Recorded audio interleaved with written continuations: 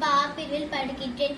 இன்று நான் நம் நாட்டின் விடுதலைக்காகவும் தமிழ் மொழிக்காகவும் பாடுபட்ட மகாகவி பாரதியாரை பற்றி பேச வந்துள்ளேன்.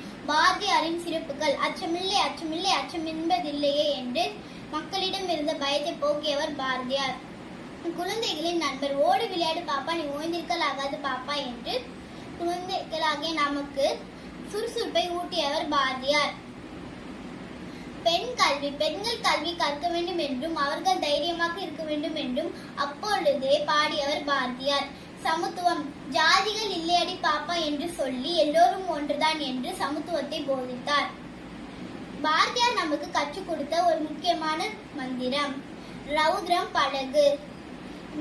நம் பெருமைகளை வீணாக்காமல் நம் நாட்டுக்கு நல்ல பிள்ளையாக வளர வேண்டும் என்று பாரதியாரின் கனவு. வாழ்க நிரந்தரம் வாழ்க, தமிழ்மொழி வாழிய வாழியவே. நன்றி, வணக்கம்.